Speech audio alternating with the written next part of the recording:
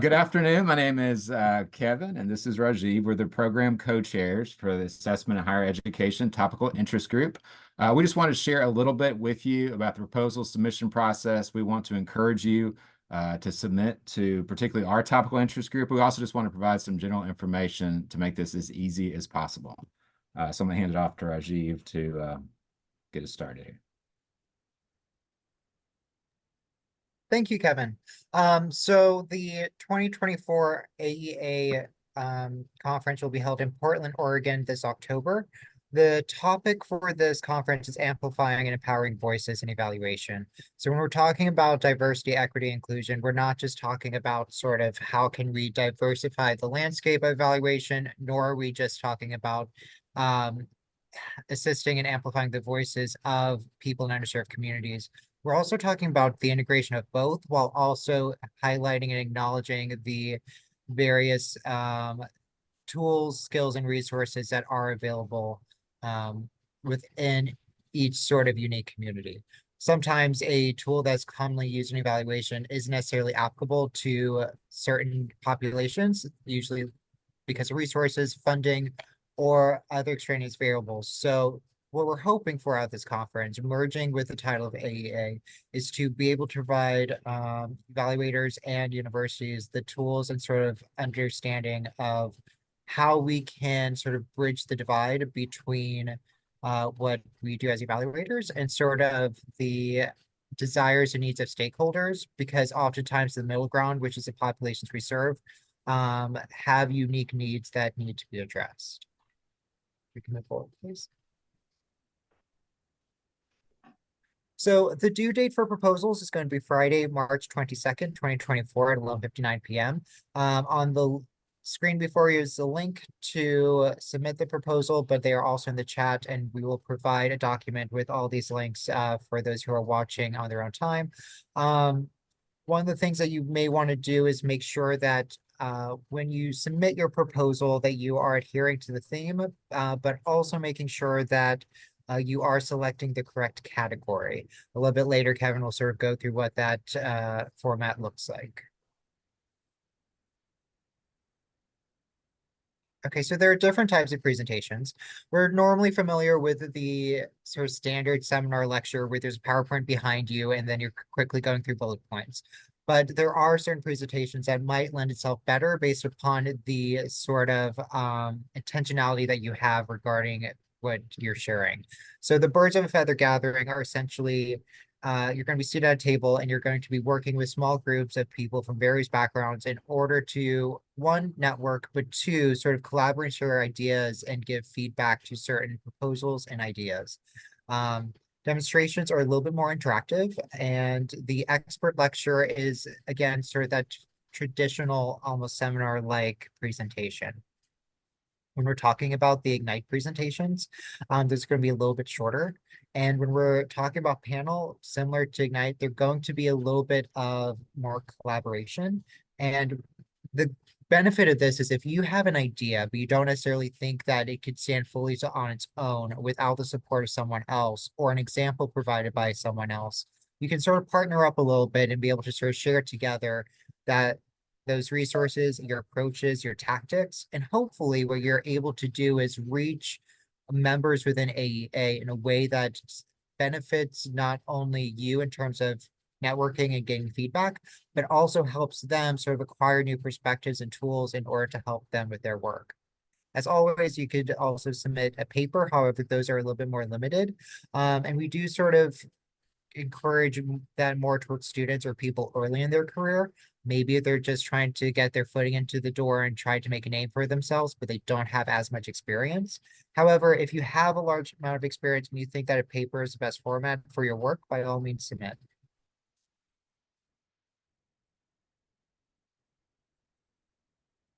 So continuing on the different types of presentations, the multi-paper session, that is going to require you to submit as a group. So preemptively speaking, you're going to have to gather who you would want to work with, all be in agreement, and be able to submit at the same time.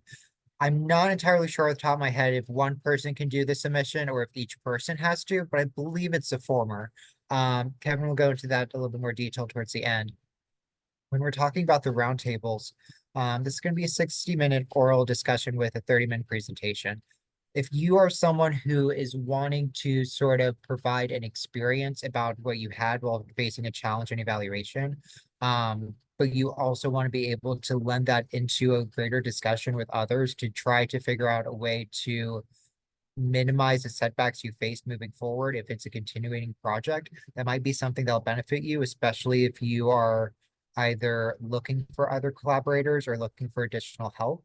A skill building workshop would be something that if you had a skill set that you want to share with others, right? Whether that's developing a survey or um, engaging with stakeholders or figuring out ways to provide new opportunities for emerging evaluators for students. This would be a great opportunity for you to sort of share sort of your skill set while also providing a mini demonstration. It's going to be a little bit more hands-on though. So you're going to have to think almost, if we were to go back to the classroom analogy, sort of how are you going to engage students and also measure their progress within a short period of time? It's a little bit more involved, and you also going to have to think in mind that's going to really be dependent on the turnout of people in terms of how successful you're going to be at leading that. We're talking about a think tank. This is going to be more of a single issue and discussion. This is going to be great if you kind of just want to take an idea and sort of break it down a little bit more. It's going to differ from the others in the sense that how well, you will be the main facilitator of it. The members of AEA who show up to this are going to really drive the direction which it goes into, bringing their experience, their background. So you're going to have to be comfortable giving up a little bit of control while also having the skill set of monitoring conversations. Professional development workshops, either before or after the conference, is going to be great if you are someone who's really passionate about mentoring and you would like to sort of provide opportunities for people, whether that's consulting and helping them with their resumes or CVs, helping them sort of branch out and figure out how to take advantage of AEA connections, maybe sort of bring to the table sort of your background as an evaluator and your experiences and use that to help set other emerging evaluators up for success. So if you're someone who enjoys mentoring, that'll probably be one of the ones you'd want to submit a proposal for. And then of course we have poster presentations. So if you are someone who would like to share their work and experience with others, the poster halls are usually pretty packed. And so it's a great opportunity to sort of highlight your work. So what is AEA looking for in a proposal? So in alignment with this year's conference theme, amplifying empowering voices in evaluation, one of the things that we want to make sure that we're doing is highlighting every stage of evaluation. So not just people who have been in the field for many years, but also emerging evaluators. We're looking for ingenuity and creativity. We want to make sure that we are understanding that yes, there are rigorous methods and measurements. However, the populations we're working with aren't necessarily always able to meet all the criteria to utilize those instruments.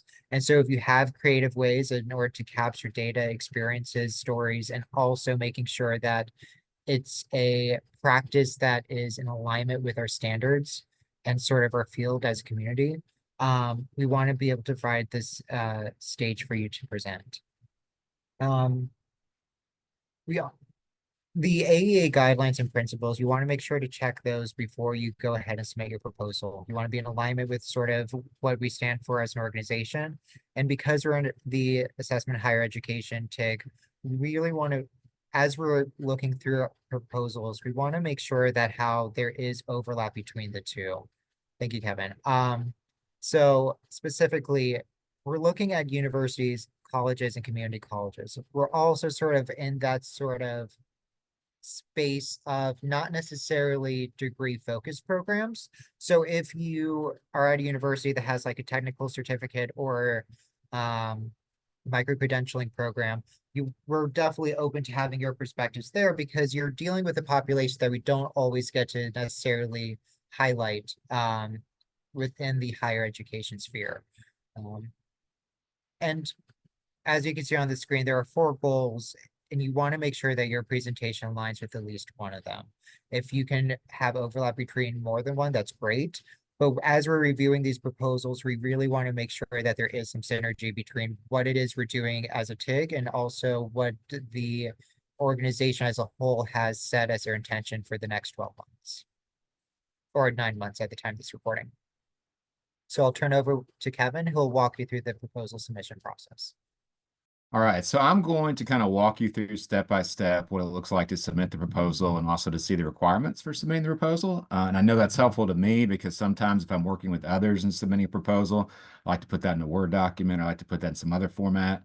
Of course, you're welcome to go in and play with this and look at what the requirements are. I would encourage you to do that instead of waiting to the last minute, because a lot of times you'll be going back to your other collaborators, trying to figure out what you need and what you need to finish it. So it's good to look ahead to play with that, but I'm also going to kind of walk you through what each of these steps looks like. So if you're interested in submitting a proposal, the way that you would submit is to go to the proposal submission website, and I dropped several links in the chat, so you should have access to those, but we'll also disseminate these to those who weren't able to attend today.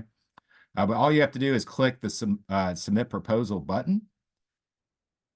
And once you click that, you'll be taken to the submission site. And one thing that's important to realize, it's asking for an email and password, but this is not your AEA email and password. So unless you've already submitted a proposal this year, you're going to have to click join now and provide some information. And then you'll submit. And if you're submitting multiple proposals, you could log back in with that same login. But the very first time, you have to click join now and create an account.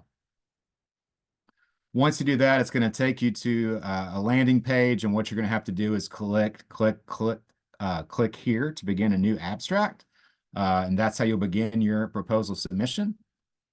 And once you do that, you will be asked for a proposal title. So your title has to be a maximum of 200 characters, 75 words. You'll see for all of these fields in the bottom right-hand corner, it'll tell you the maximum number of characters and words. This is also where you'll pick your proposal categories that we went over previously. You can click in that view proposal category link if you want to see a description of each of them. But you'll click that. Once you've entered your title, you'll hit submit. And that's when it'll take you to this task list. And this is what you'll have to do to submit your proposal. It's really easy, though. They've given us instructions in this blue box on what we need to do. There's a description of each thing that there is there. There's 3 sections that you will have to complete to submit your proposal about the presenters, about the title, abstract, and relevance, and you have to complete some session information. As you complete each section, there will be a green checkbox there. So you can see that green checkbox right there for number 2 that makes it look like that section is completed. But you have to complete all 3 before you can move forward to actually submit the proposal. If there are questions as I'm going through, please don't hesitate to stop me. So the very first section, this is about presenters and authors. So you'll go into this section. There's a blue box at the top that's going to give you some instructions on how to add authors. It also gives you some role descriptions, which is helpful. Most of the case, it's just going to be presenter. But if you're using some of those different session types, you may have different roles. So what you'll do to add a speaker is you'll put in that section, you'll put first name, last name, email. You'll click add a speaker and pick their role. But after you do that, you're not done. You have to go to that bottom section where it says edit, and you can see I already entered my name. It says Kevin Keene and has my information, but you have to click like edit Kevin Keene's name. And once I did that and entered some profile information and saved it, it'll give you a green checkbox. As you add the second person, you'll have to do the same thing again. You also have the option to invite them to come into that profile by clicking invite. Test is just the name of the fake person that I made up. But you have to do that for all the individuals who are on this proposal that you're submitting, or this abstract that you're submitting. Once you've entered everybody in, you'll click Save Speaker. That'll proceed to the next page. Well, proceed to the main menu where you can select title, abstract, and relevant statement. And this is where the bulk of the information that you will put for your submission will be. So, of course, you'll have the proposal title that should match what you entered previously, has the same requirements there. The abstract information, that's just going to be a description and outline of what you're going to be doing for your presentation, your poster, whatever you're doing. This will actually appear when people get the program to see what sessions they are. So realize this will be published and included your materials, but you want to provide a good overview so that individuals will know what type of presentation they're going to. There'll also be a box where you pick the topical interest group. So if you're attending this session or watching this session, hopefully it'll be the assessment in higher education. but there's a number of different options. But if you want us to review your proposal, make sure you choose assessment in higher education. And then finally, there's a relevance statement. And this is where you're going to write a lot of that information that Rajiv was talking about earlier about how this is relevant to higher education, but how it's also relevant to the field of evaluation, along with the implications, and hope that what you hope that people who attend will get from that presentation. In addition, you want to include any type of references that you have or where this, how we know that this is valid information. And you also want to talk about how this is going to add to the knowledge in the field of evaluation. This is all in that kind of description that you see there. But this is kind of why this is important, why this presentation is important, why it's relevant, why this topical interest group would want to select this presentation, also any type of documentation that, how we know this is actually relevant and accurate. So kind of moving on to the last section, this is session information. They ask you a bunch of different questions. Very first section is going to ask you to check which of AEA's guiding principles were relevant to this submission. You at least have to have one, but I think if you read on the proposal submission page, they suggest either 1 to 2. There may be more, but try to focus on what's really relevant to your proposal. Same thing for the competencies, and there is a link for you to click on and review these to see which align best with your proposal, but at least one needs to be checked, but there may be multiple. Section 3 is just going to be what level this proposal is written to, so that is pretty self-explanatory. They will ask a question if you're willing to submit this as a poster, if you're a first-time submitter, if you're a student. If you remember earlier when Rajiv was talking, the papers in particular, that's something they look at typically more for first-time presenters or students, but that's why they're asking those questions, but also for other reasons. We want to give opportunities to people to present maybe who haven't had the opportunity before. In addition, they ask, are you interested in writing a 365 blog post? That'd be an excellent opportunity to disseminate the work that you're doing beyond the session. And then there's a few other like volunteer opportunities. One thing, if you're willing to be a session chair, so be the person who kind of goes up the front and makes sure everything's organized for a given session. Also ask for number 9, which we would really appreciate, is if you're willing to be a reviewer for these proposals. So if you're interested in reviewing some of these proposals, we would definitely encourage you to select yes. We'd be reaching out, asking for help. It's a great opportunity to put that on your CV, opportunity for service if you're working in higher education to get involved in our TIG. Then there's a couple other questions asking about possible, I think some scholarships and other opportunities that you can read about to see if those are applicable to you. Before you submit the proposal, you have to agree to the conditions. They'll ask you if you're an AEA member and also ask you if you have any other information you would like us to be aware of when you submit your proposal. So after you complete all 3 of those sections, you'll get that green check mark for all 3 of them. And then you can click Save Submission when it's time when you're ready to submit. That doesn't mean you're submitting. I know sometimes that makes me nervous when I see that button. I'm afraid that it's all gone.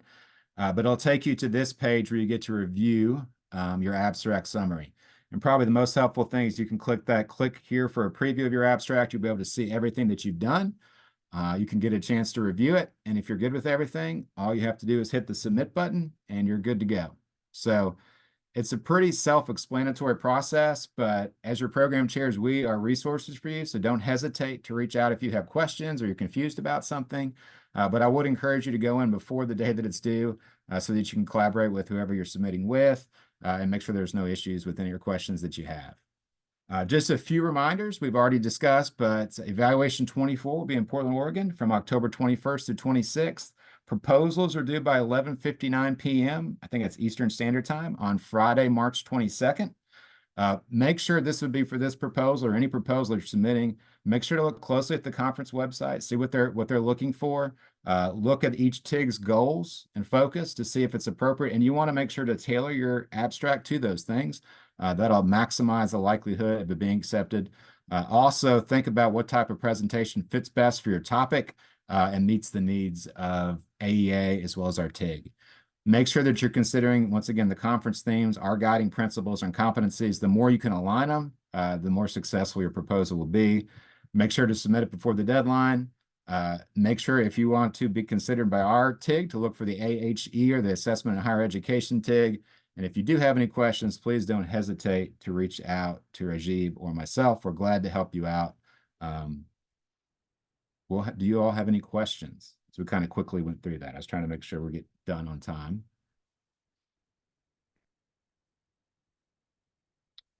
All right. If not, this is our contact information. Once again, Rajiv or I would be able to help out with any of your submissions, but I've also listed our chair's contact information as well. We're excited to have you all consider possibly submitting a proposal to us and would encourage you to do so. Please reach out if you have any questions.